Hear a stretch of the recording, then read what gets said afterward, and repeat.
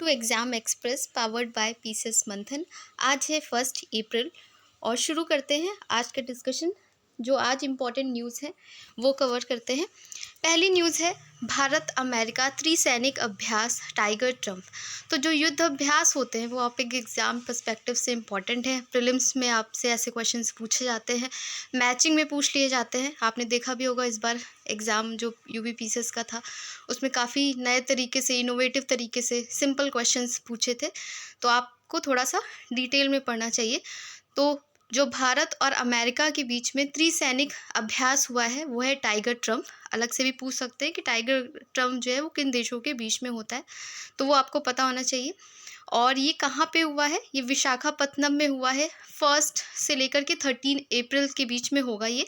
और इसका मुख्य उद्देश्य है मानवीय सहायता और आपदा राहत में इंटर ऑपरेबिलिटी बढ़ाना।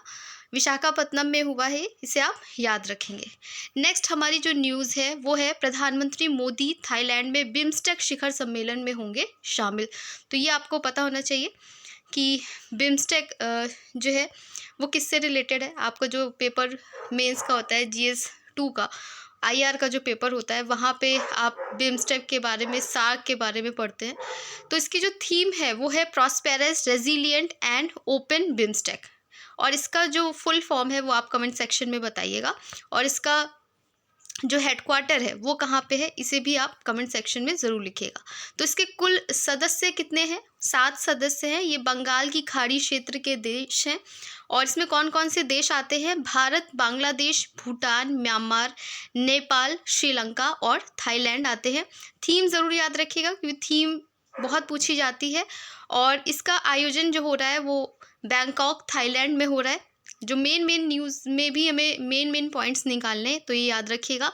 उद्देश्य इसका है सदस्य देशों के बीच सहयोग को बढ़ावा देना और क्षेत्रीय सहयोग को सुदृढ़ करना। तो आप इसे याद रखेंगे। किसी थीम क्या है? Prosperous, resilient and open BIMSTEC. कहाँ इसका आयोजन हुआ है? बैंकॉक, थाईलैंड में। फुल फॉर्म आप कमेंट सेक्शन में बताएंगे और इसका हेडक्वार्टर कहाँ है वो भी आप कमेंट सेक्शन में लिखेंगे।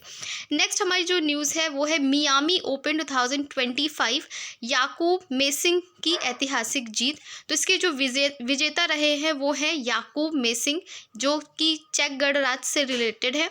और फाइनल मुकाबला कहाँ हुआ था? नोवाक जोकोविच को उन्होंने हराया है। तो जो भी हराने वाला जिसको हराया है वो भी नाम पूछ लिया जाता है, तो आप इसे याद रखिएगा। इसका आयोजन स्थल कहाँ है? तो फ्लोरिडा, USA में इसका आयोजन हुआ है। और सबसे टूर्नामेंट के दूसरे सबसे युवा चैंपियन है। तो स्टेटमेंट में आपसे लिख देंगे कि पहले युवा हैं। तो आप इन सब जो बेसिक चीज़ें हैं जो हमसे छूट जाती हैं वो ज़रूर याद रखिएगा। तो इस न्यूज़ में हमें क्या चीज़ें याद रखनी है कि विजेता है याकूब मेसिंग, जो कि चेक गणराज्य से आते हैं। आयोजन स्थल है फ्लोरिडा, USA। और ये टूर्नामेंट के दूसरे सबसे युवा चैंपियन बने हैं। नेक्स्ट हमारी जो न्यूज़ है वो है एशियन रेसलिंग चैंपियनशिप 2025। इसमें भारत ने 10 पदकों के साथ किया समापन। और ये कहाँ पे हुआ है? मतलब 10 पदक भारत को मिले हैं और ये हुआ है अम्मान, जॉर्डन में। भारत के कुल पदक हैं 10, जिसमें 1 स्वर्ण मिला है, 3 रजत यानी सिल्वर मेडल मिले हैं और 6 कांस्य यानी ब्रॉन्ज मेडल हैं। तो आप इसे याद रखिएगा। स्वर्ण पदक जिसे मिला है वो है मनीषा भानवाला और ये महिला 62 किलोग्राम वर्ग से आती है। रजत पदक मिला है दीपक पुनिया, उदित और रितिका हुडा को। इसे आप याद रखिएगा। महिला वर्ग में अंतिम पंघाल जो है मुस्कान मानसी लाठेर, इन्हें मिला है। और पुरुष फ्री स्टाइल में दिनेश को मिला है 125 किलोग्राम में। तो कुल पदक भारत ने कितने जीते हैं? 10, जिसमें से 1 स्वर्ण है, 3 रजत हैं और 6 कांस्य पदक है। तो ये आप याद रखिएगा। ये एशियन रेसलिंग चैंपियनशिप 2025 थी। नेक्स्ट है हमारी न्यूज़ नीति NCAER राज्यों का आर्थिक फोरम पोर्टल लॉन्च होगा, जो कि निर्मला सीतारमण ने किया है। स्थान इसका क्या रहा है? नई दिल्ली। और विकास करता है नीति आयोग, इसे याद रखेंगे आप। उद्देश्य है कि एक ही स्थान पर राज्यों की वित्तीय और आर्थिक स्थिति को बेहतर समझने में मदद करना, इसे आप याद रखिएगा। नेक्स्ट है हमारी न्यूज़ वो है कश्मीर के लिए पहली वंदे भारत एक्सप्रेस को PM देंगे हरी झंडी। तो ये पहली है, फर्स्ट है कश्मीर के लिए। तो आप ये याद रखिएगा, पहली वंदे भारत है कश्मीर के लिए। तो ये हमारे एग्जाम पर्सपेक्टिव से इम्पॉर्टेंट है जब भी कोई चीज़ फर्स्ट होती है। और वैसे भी कश्मीर का जब मसला होता है तो वो चीज़ हमारे लिए ज़्यादा इम्पॉर्टेंट भी हो जाती है, तो इसे आप याद रखिएगा। लॉन्च किया है प्रधानमंत्री नरेंद्र मोदी ने, कटरा से श्रीनगर तक है और ये 272 किलोमीटर लंबा है। उधमपुर श्रीनगर बारामूला रेल मार्ग रहेगा ये, तो आप इसे याद रखिएगा। पीएम मोदी दुनिया के सबसे ऊंचे रेलवे पुल चिनाब ब्रिज का भी उद्घाटन करेंगे। तो चिनाब बहुत ब्रिज काफ़ी न्यूज़ में भी रहता है और दुनिया का सबसे ऊंचा रेलवे पुल होगा, इसे आप याद रखिएगा। कई बार लॉन्च किसने किया है ये पूछ लेते हैं, तो याद रखिएगा हमारे माननीय नरेंद्र मोदी जी ने इसे लॉन्च किया है। नेक्स्ट हमारी न्यूज़ है, तेलंगाना सरकार की पहली मुफ्त फाइन चावल योजना है। तो अगर ये पूछ लेते हैं कि अभी हाल ही में किस सरकार ने पहली मुफ्त फाइन चावल योजना लॉन्च की है, तो वो तेलंगाना सरकार ने की है। इसमें 3 करोड़ से अधिक लाभार्थी हैं, तो इसमें 85% लोग हैं उस राज्य के, तेलंगाना के, और इसे मुख्यमंत्री रेवंत रेड्डी ने किया है। उगादी त्यौहार जो कि तेलंगाना से रिलेटेड है, उसके शुभारंभ पे इसे लॉन्च किया गया है।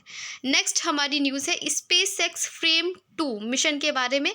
हाल ही में स्पेस एक्स ने फ्रेम 2 मिशन लॉन्च की तैयारी की है, तो याद रखिएगा। अगर आपसे अलग से पूछ लेते हैं कि फ्रेम 2 मिशन किससे रिलेटेड है, नासा लिख देंगे, इसरो लिख देंगे, तो आप याद रखिएगा कि हमारा स्पेस एक्स से रिलेटेड है। यह मिशन अंतरिक्ष यात्रियों को सीधे पृथ्वी के ध्रुवीय क्षेत्रों में ले जाएगा।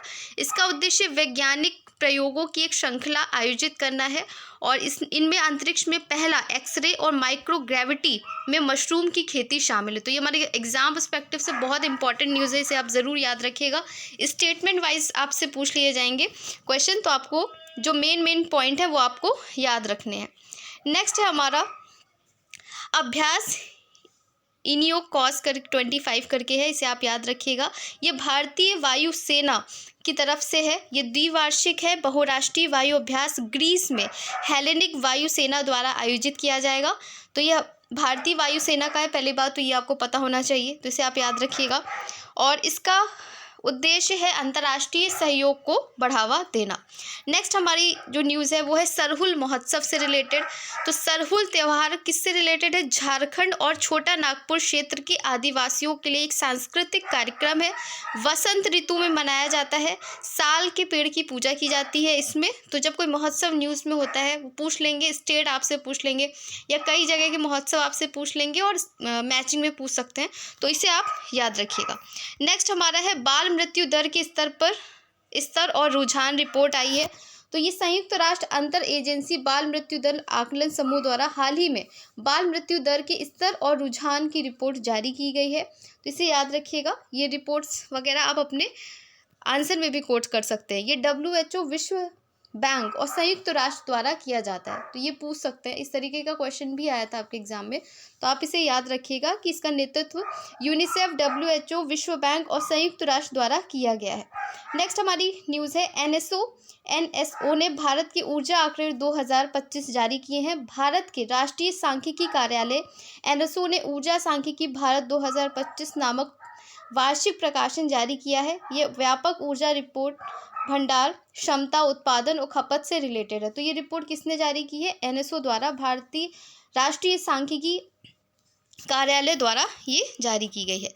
तो ये आज की इम्पॉर्टेंट न्यूज़ थी जो आपके एग्ज़ाम पर्सपेक्टिव से काफ़ी इम्पॉर्टेंट है, और यहाँ जो मेन पॉइंट्स मैंने बताए हैं वो आपको याद रखने हैं। जो मैंने क्वेश्चन पूछा था बिम्स्टेक से रिलेटेड, उसका आंसर आपको कमेंट सेक्शन में करना है। धन्यवाद।